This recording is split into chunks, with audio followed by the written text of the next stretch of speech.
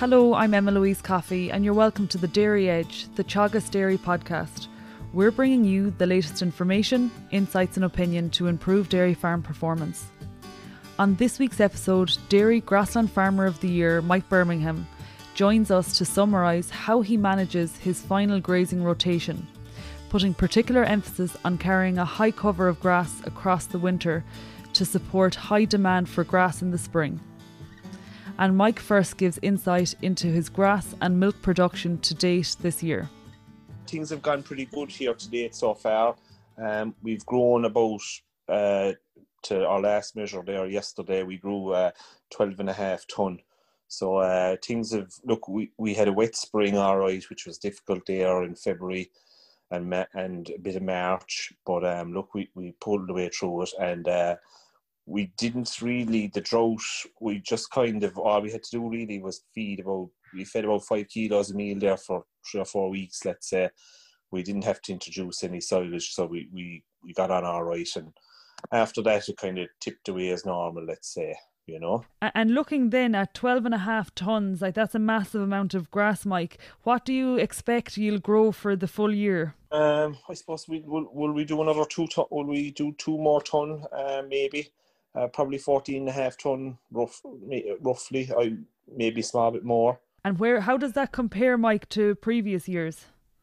Yeah, on track with last year, to be honest, and the same as 17, maybe around the same as 17. Let's say maybe a half a tonne more, maybe. Let's say, you know, 18 of course was the drought.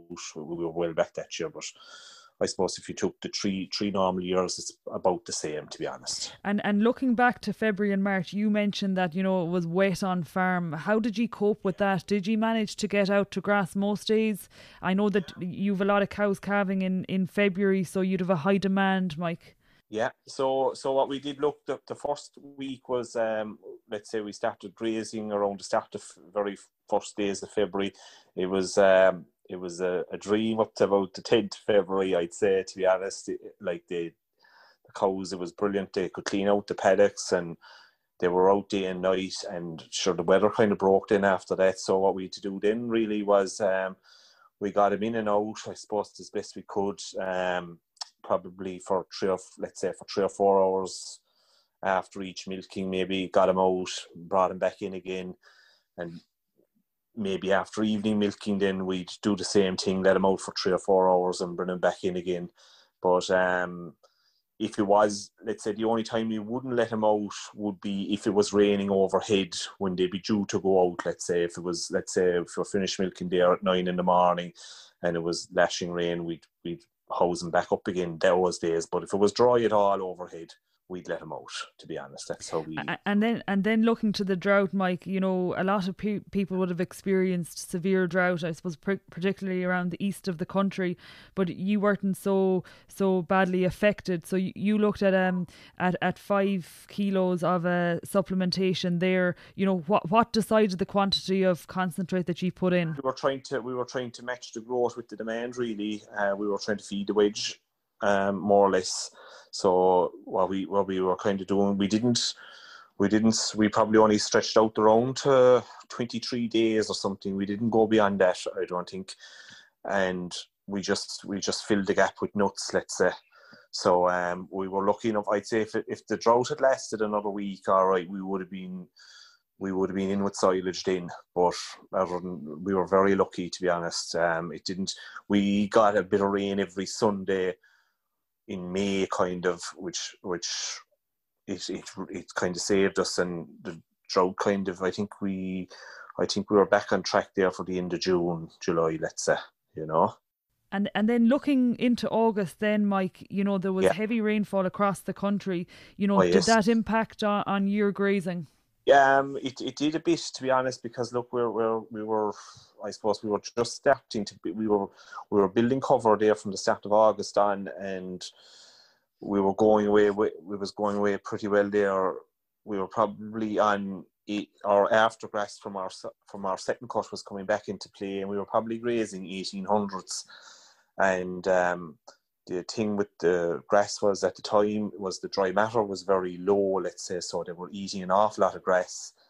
And they didn't do much damage now, to be fair. Let's say that probably the night of the bad storm, all right, there was a bit of marking done, but there was no serious damage done. But we probably, after the storm, we had to up we were on 2 all along, let's say 2 kilos a meal all along, but we probably upped it to 3 because the grass was just going through them, let's say. So just to slow them down a small bit and help with the building of the cover for the autumn, we decided to give them an extra kilo. Now, if the weather wasn't bad, we wouldn't have needed to feed that kilo, but I suppose by right now we're at a position at the minute we'll probably leave it in for another week, and we'll see then again. We could maybe take it out for 2 weeks or something like that, maybe drop a kilo for 2 weeks, because they're on higher covers now, and we really want to shave the farm at the moment, to get it.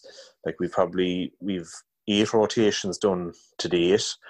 We're starting our 9th round now. We have one paddock grazed already for the 9th round. So really at the end of this month now, the 1st of October, we'll be closing up the farm. So while the weather is good now, we're going to try and shave the farm as best we can, and so it's easier to graze in the next round, let's say. So you mentioned you're moving on to the 9th grazing rotation, Mike. So you're pretty much on target to achieve the 10 grazings per paddock per year. To be honest, I'll have to tell the truth now. We'll definitely get 9 grazings over all the paddocks, let's say, and probably half of the other paddocks, because I'll have to close the farm at a high cover for next spring. So probably you're looking at maybe half of the paddocks will be grazed 10 times. I could end up leaving a paddock now at the 27th of September or something that I probably won't graze till next March. It depends on my farm cover at the end, let's say. For closing date, I'll kind of have to tie that in that time, so we might get all the paddocks grazed 10 times, but we'll definitely, I suppose, half of the paddocks will be grazed 10 times. And looking then, Mike, moving away from grass, how has production been this year in terms of milk solids or yield? Are you on par with last year, or what way are you? We're spot on actually with last year. I looked up there this morning. We've just over 450 kilos supplied to the co-op per cow. So they're going really well. They milk really well this year now, to be fair. I'd say they're nearly week on week. They're the same as last year, to be honest with you.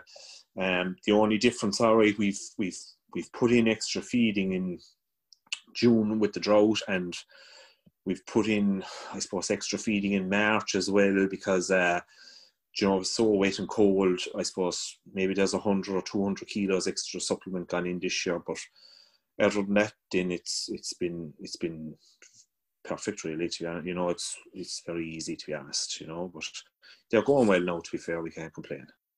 And I guess people might be mistaken when they hear you talking about so much concentrate going in, and like you have said already that you're feeding the wedge, but you're talking about high levels there in early summer as a result of the drought, and also you were putting in extra bits where there were weather shocks. What do you see the total concentrate being across the 2020 lactation? I'd say it could be close to the tonne, all right. It was 800 kilos last year, so I'd be expecting it'll be very close to the tonne, I'd say, to be honest. I suppose it'll be a tonne, I'd imagine. And then looking to total milk solids, you're at 450 at the moment. What do you expect the overall milk solids to be by the end of the lactation? What they do, let's say we'll dry up around the 10th of December. What have we? September, October, November. Would they do 100? 100 and would they do 120 on it? Easily, yeah. But the same as last, we were around that figure last year, at the moment anyway. They're neck and neck, week on week, let's say.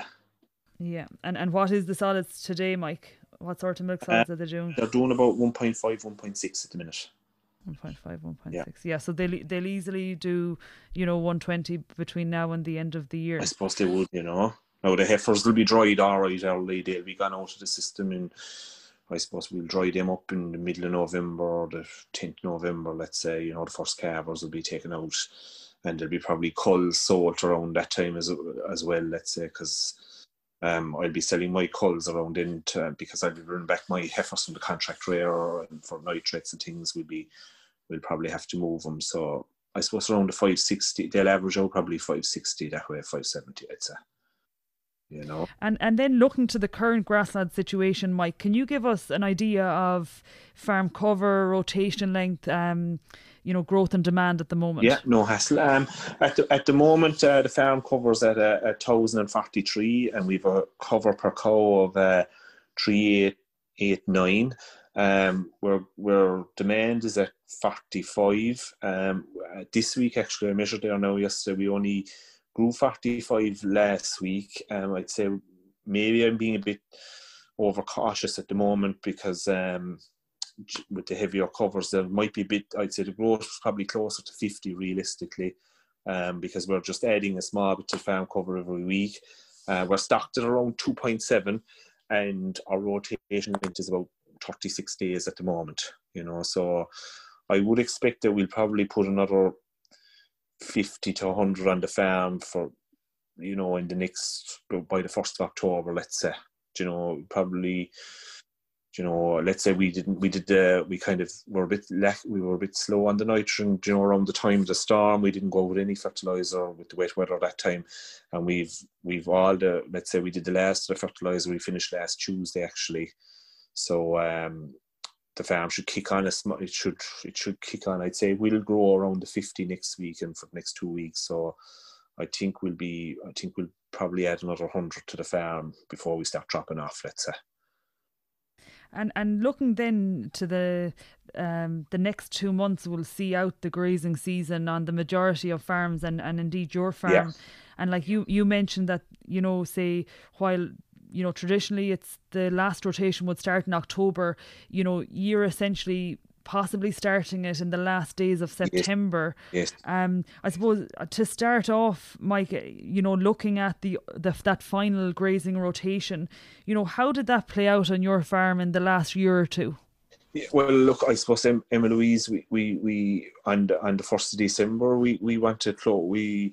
We'd normally have closed up with a cover of 750, but this year I want to really close up with a cover of 850, because I need to open with over 1,000 on the farm on the 1st of February. And look, we've in the past good few years, we probably are only growing 3 a day over the winter.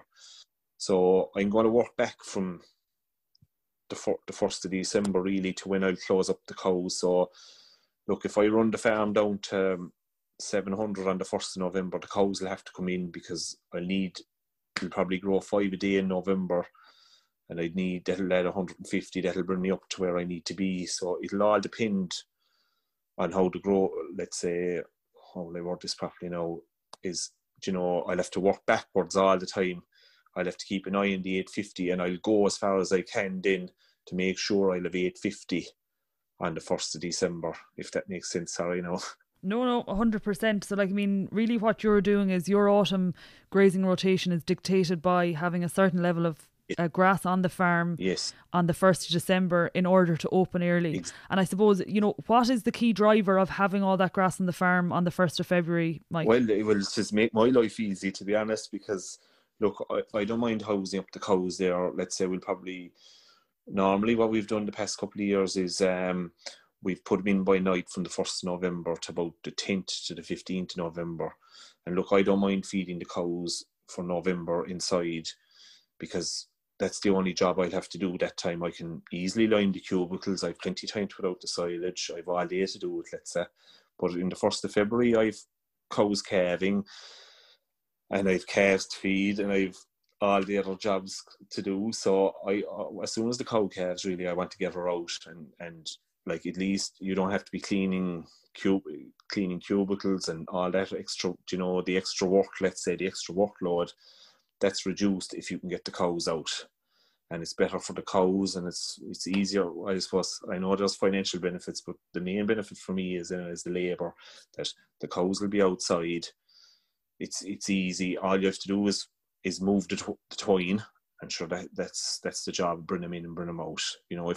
Obviously if the weather is suitable, and even if the weather isn't suitable, even if you could get them out of the yard for 3 hours, you get an awful lot of work done while they're not in the yard. Do you know what I mean? You don't have to be, let's say, in an awful panic to get the silage loaded out for the cows while they're inside and get cubicles cleaned after milking and everything. You have a bit of time. If you can get them out for a couple of hours, that'll buy you a bit of time to get the work done, at your own pace, let's say. And look, I think, Mike, that's very characteristic of, say, your modern farms where there's high percentages of cows calving in the month of February. And also there is that, I suppose, realisation that grass is more valuable in springtime rather than autumn time. Definitely. And it's reflective in terms of what you're saying.